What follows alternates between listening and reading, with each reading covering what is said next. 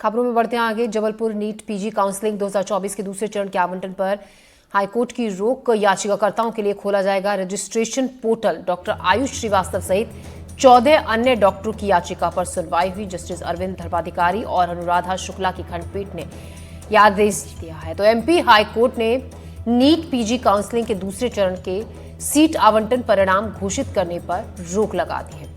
High court justice Sushruta Arvind Dharmadhikari और justice Anuradha Shukla की युगल पीठ ने याचिकाकर्ता डॉक्टरों के लिए रजिस्ट्रेशन का पोर्टल खोलने के आदेश जारी किए हैं। डॉक्टर आयुष श्रीवास्तव सहित 14 अन्य डॉक्टरों की तरफ से जो याचिका दायर की गई थी उसमें कहा गया था कि नीट पीजी काउंसलिंग 2024 में सम्मिलित होने के लिए क्वालिफाई परसेंटाइल 4 जनवरी 2025 को घटा दिए गए हैं, जिसके बाद सामान्य और ईडब्ल्यूएस श्रेणी के उम्मीदवार जिनका नीट परसेंटाइल 15% से अधिक था, आरक्षित श्रेणी के भी उम्मीदवार जिनका नीट परसेंटाइल 10% से अधिक था, वो संशोधन के बाद पात्र माने गए हैं।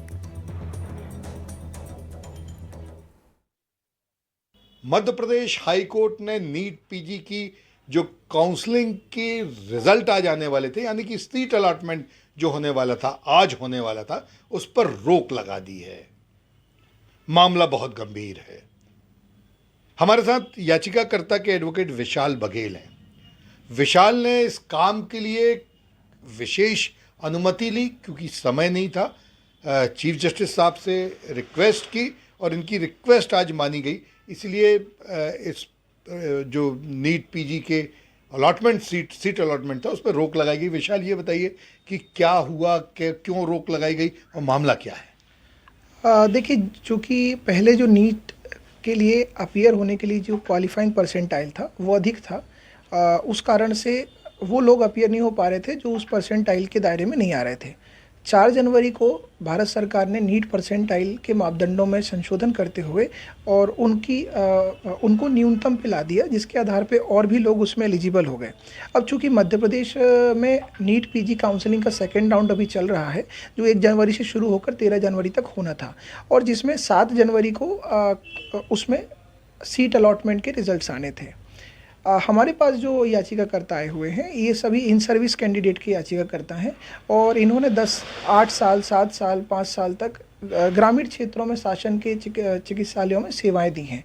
ये सभी अब नए मापदंडों के आधार पर चूँकि पात्र हुए हैं, और लेकिन मध्य प्रदेश का और शासन का चिकित्सा शिक्षा विभाग इनको दूसरे राउंड की काउंसलिंग में सम्मिलित ना करते हुए अगले राउंड के इंतजार करने के लिए कह रहा है। उच्च न्यायालय में विशेष अनुमति ली उस प्रकरण की सुनवाई के लिए। माननीय उच्च न्यायालय ने अनुमति देते हुए उस प्रकरण की सुनवाई की और बाद में सुनवाई के बाद माननीय उच्च न्यायालय ने निर्देश दिए हैं शासन को कि याचिकाकर्ताओं को के लिए रजिस्ट्रेशन का पोर्टल खोला जाए तत्काल और उन्हें सेकेंड राउंड की काउंसलिंग में रजिस्टर्ड किया जाए। तो अब इसका मतलब ये हुआ कि अभी तक जो सामान्य शब्दों में यदि बात की जाए तो ऐसे वो लोग जिनके परसेंटाइल अब अच्छे हो गए थे, यदि वो सेकेंड राउंड की काउंसलिंग में नहीं आते तो उन्हें अच्छे सीट्स नहीं मिलती, अच्छे कॉलेजेस नहीं मिलते, या वो जो चाह रहे हैं, कोई सर्जरी चाहता है, कोई मेडिसिन चाहता है, कोई ऑर्थोपेडिक चाहता है, उनके सीटें भर जाती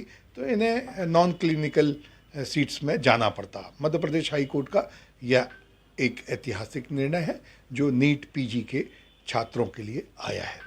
वीरेंद्र शर्मा के साथ संजीव चौधरी, एनडीटीवी।